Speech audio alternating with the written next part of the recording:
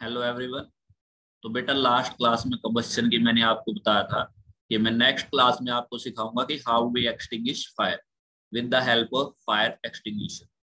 वो जो fire extinguisher हमारी बिल्डिंग में भी लगे हुए हैं, स्कूल में आपने देखे होंगे, घर पे लगे होते हैं, सिनेमा घर में लगे होते हैं। तो उससे फायर कैसे एक्सटिंग्विश होती है वो सिखाते हैं। उसके पीछे एक साइंस है पूरी की पूरी। वो साइंस कैसे काम करती है वो अब आपको पता चलेगा। ठीक है जी। तो पेशेंस रखिए और ध्यान से सुनिए। वो बोतल कुछ इसी तरह से होती है अंदर से। ठीक है बेटा जी। यहाँ पे ट्रिगर है जिसको हम प्रेस करते हैं उसमें, उस बोतल में। जब स्कूल खुलेंगे तो मैं आपको बड़े अच्छे से वो बोतल दिखाऊंगा, उसका एग्जाम्पल आपको दिखाऊंगा। तो उस बोतल में ऊपर ट्रिगर होता है। ट्रिगर प्रेस करते हैं जैसे ही हम, तो अंदर ये बोतल होती है सोडियम बाइकार्बोनेट सॉल्यूशन की। ठीक है बेटा। नीचे क्या होती है? ग्लास की ट्यूब होती है जिसमें क्या होता है? एसिड होता है। ये जो सोडियम बाइकार्बोनेट सॉल्यूशन होता है बेटा, ये बेस होता है। और एसिड तो सबको पता ही है, एसिड होता ही है। ठीक है।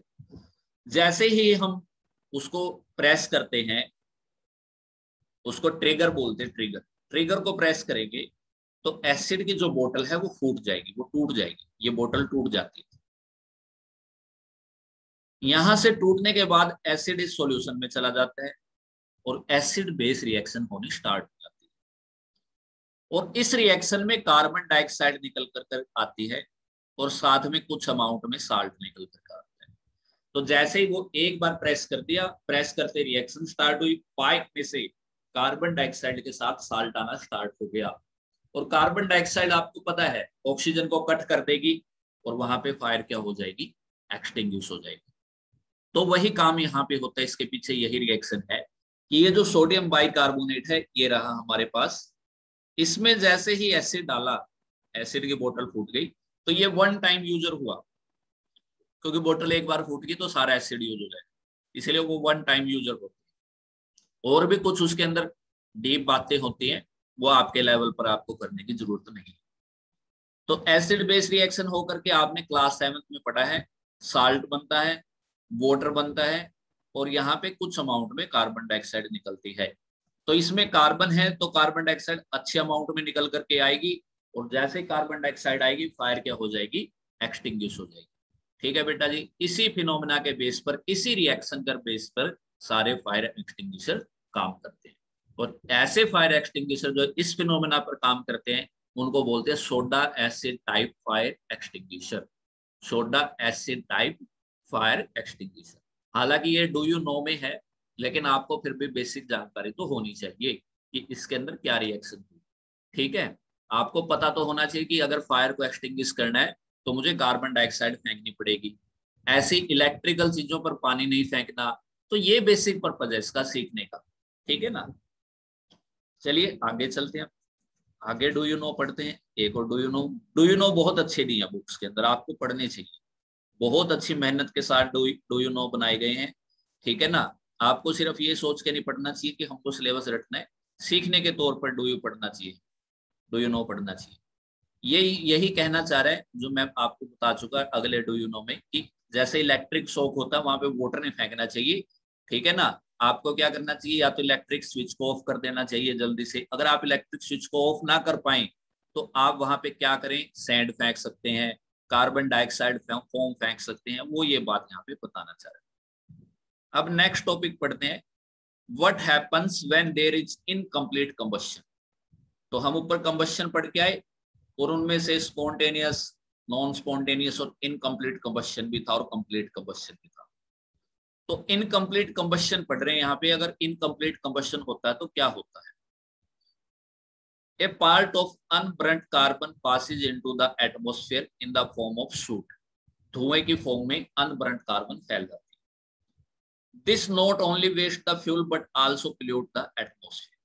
जैसे पराली जलती है बेटा, जैसे पेट्रोलियम के मटेरियल हैं, डीजल के मटेरियल हैं, उनसे क्या होता है? पेट्रोल का तो हो जाता है मानते हैं, लेकिन जैसे डीजल मटेरियल है, किरोसिन ऑयल है, इन ऑयल का कंप्लीट कंबशन नहीं होता, इनकम्प्लीट कंबशन होता है। तो इनसे लॉट्स ऑफ अमाउंट में कार्बन निकलती है और कार्बन से आपको पता है बहुत सारा वेस्ट होता है, पोल्यूशन करती है कार्बन। ठीक है। तो पहली बात तो ये है, इनकम्प्लीट कंबस्शन में क्या होता है, अनबर्न्ड कार्बन रह जाती है जिससे एटमॉस्फेयर पोल्यूट होता है और फ्यूल भी वेस्ट होता है। उसके बाद की बात देखिए, आगे वाली बात कि कार्बन मोनोऑक्साइड फॉर्म होती है। Carbon monoxide is form, this gas is highly poisonous and causes respiratory problem, it may also prove to be fatal, मतलब डेथ भी हो सकती है इससे, इतने खतरनाक कार्बन मोनोऑक्साइड होती है। इसलिए इनकम्प्लीट कंबस्शन के जो मटेरियल है हमको उनको यूज नहीं करना चाहिए। तो आपके लिए एक एक्टिविटी है, आप ऐसे मटेरियल को चार्ट पर बनाएंगे जिनसे इनकम्प्लीट कंबस्शन होता है। ये आपके लिए एक एक्टिविटी है, चार्ट एक्टिविटी, ठीक है ना। आप ऐसे मटेरियल को बनाएंगे जिनसे इनकम्प्लीट कंबस्शन होता है, उनको बनाएंगे, ठीक है। आप चार्ट के बजाय भी आप स्क्रैप फाइल बनाएंगे। सभी बच्चे के लिए होमवर्क है ये कि आपने स्क्रैप फाइल बनाने हैं। उस स्क्रैप फाइल में आप ऐसे मटेरियल बनाएंगे जिनमें इनकम्प्लीट कंबस्शन होता है, कितना उनसे पोल्यूशन होता है, कैसे फ्यूल हमको यूज करने चाहिए, कैसे फ्यूल यूज करने चाहिए आप खुद फाइंड आउट करेंगे। अगर कहीं पे मेरी जरूरत पड़ेगी तो आप मुझे कॉल कर सकते हैं, लेकिन स्कूल टाइमिंग में ही और आपके पीरियड के दौरान ही आप मुझे कॉल करें। तो आपका होमवर्क, आप एक स्क्रैप फाइल बनाएंगे, स्क्रैप फाइल में आप लिखेंगे कि इनकम्प्लीट कंबस्शन इनसे होता है, सबसे ज्यादा इससे होता है, पोल्यूशन सबसे ज्यादा इसके इनकम्प्लीट कंबस्शन से होता है, हमको कौन से सोर्स ऑफ एनर्जी के थ्रू सोचना चाहिए जिससे कंप्लीट कंबस्शन हो, पोल्यूशन कम। ठीक है, ऐसे बातें आपने सोचनी है। ये आपका स्क्रैप फाइल है, आपने बनानी है। अगर आपको कोई बात समझ में ना आई हो, आप दोबारा फिर वीडियो देखिए, वीडियो को बार बार देखिए और चैनल को भी सब्सक्राइब करते रहिए। अब फ्लेम पे चलते हैं, नेक्स्ट पार्ट, फ्लेम क्या होती है। फ्लेम क्या होता है, जब किसी भी बर्निंग मटेरियल के ऊपर गैसेज जलती हैं तो उसको फ्लेम कहा जाता है। फ्लेम कैसे डिफाइन किया जाता है, flame as a region over which gases burn. ये एक रीजन है, फ्लेम एक रीजन है जिसके ऊपर गैसेज बर्न करती है। When you burn a piece of paper तो वहां पे फ्लेम होती है, वैक्स कैंडल वहां पे फ्लेम होती है, तो ये सब फ्लेम प्रोड्यूस करती है। तो यहाँ पे हमको एक कैंडल का फ्लेम जोन दिखाया गया और हमको उनको अच्छे से पढ़ना है कि कौन कौन से जोन है उसके, और रीजन में मतलब उसकी सारे की सारी जानकारी हमको लेनी है। तो आइए वन बाय वन करके इसकी जानकारी लेना स्टार्ट करते हैं। तो सबसे पहले है इसका इनर मोस्ट जोन। फ्लेम का मतलब inner most zone, this zone consist of unburnt wax, और ये मोस्ट इंपोर्टेंट भी है, पेपर में यहां से सवाल आएगा ही आएगा, ये मोस्ट इंपोर्टेंट है। This zone consist of unburnt wax vapour given off by the molten wax. ये जो मोल्टन वैक्स है, ठीक है ना, इसमें अनबर्न्ट वैक्स रह जाता है और वैक्स की वेपर रह जाती है। It is the coldest part of the flame, ये कोल्डेस्ट पार्ट होता है, इनर मोस्ट जोन जो यहाँ पे दिखाया गया है ये कोल्डेस्ट पार्ट होता है, ठीक है बेटा जी। फिर उसके बाद आता है मिडल जोन और luminous zone.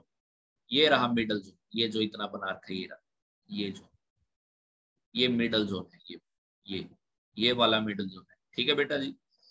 In this zone partial combustion of wax, partial होता है कंबस्शन ऑफ वैक्स का, with liberation of lots of energy. This energy partially decompose the wax vapor into carbon particle. This zone of flame is hotter than dark inner zone. It is yellow in color. तो middle zone का yellow colour होता है बेटा, ठीक है। यहाँ पे partial combustion होता है वैक्स का, पूरी तरीके से वैक्स कंबस्शन नहीं हो जाता, पार्शियल होता है, मतलब अगर 100% वैक्स है तो 80 भी हो सकता है, 70 भी हो सकता है, 50 भी हो सकता है, दैट इज पार्शियल कंबस्शन। ये पूरा 100 नहीं है, उससे कम ही है, ठीक है बेटा। और ये येलो इन कलर में होता है, ठीक है। और यहाँ पे हॉट होता है, इनर जोन तो कोल्डेस्ट है तो इनर जोन से क्या होगा, हॉटर होगा, ठीक है बेटा जी। अब नेक्स्ट जोन पर चलते, नेक्स्ट जोन पर चलेंगे।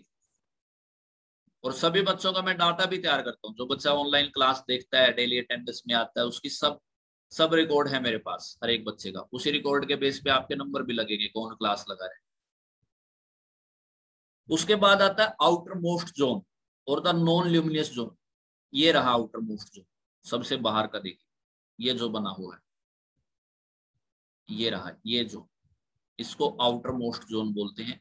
देखिए इस जोन में क्या खास बात है, आउटर मोस्ट जोन क्या कहते हैं, it is a zone of complete combustion. यहाँ पे complete combustion of wax vapour होता है और कार्बन पार्टिकल का, मतलब कार्बन पार्टिकल चले जाते हैं, the air from the sides of flame mix with the unburnt wax vapour and carbon particles and burns them completely to form carbon dioxide gas and water vapor. It is the hottest part of the flame. नीचे वाला inner most तो क्या होता है, coldest होता है, बीच वाला hotter होता है और सबसे ऊपर वाला हॉटेस्ट पार्ट होता है, लेकिन वहां पे कंप्लीट कंबशन हो चुका होता है सब बात। ठीक है बेटा जी। उसके बाद ये आगे वाली एक्टिविटी है, इसको आप पढ़ेंगे और इससे रिलेटेड पॉइंट्स आप मेरे पास भेजेंगे। ठीक है, आपके ही लेवल की एक्टिविटी है, ये एक्टिविटी को आपने करना है, मतलब सोच समझ के करना है, ऐसे भाई आप घर पे करने लगे और आप उसमें हाथ दे रहे हैं ऐसा नहीं करना। ठीक है, आपने इस एक्टिविटी को कर ही रखी है, इसी से आपने क्वेश्चन सोचने अपने मन में और करके देखने। फिर सेम एक्टिविटी आगे वाली है, और जब हम लेबोरेटरी में चले जाएंगे तो खुद भी इन एक्टिविटी को लेबोरेटरी में कर करके देखेंगे। ठीक है बेटा, तो आज के लिए इतना ही, नेक्स्ट क्लास में फिर मिलते हैं। ठीक है बेटा जी, तब तक के लिए सेफ रहें। ठीक है, मास्क लगाते रहें, सोशल डिस्टेंसिंग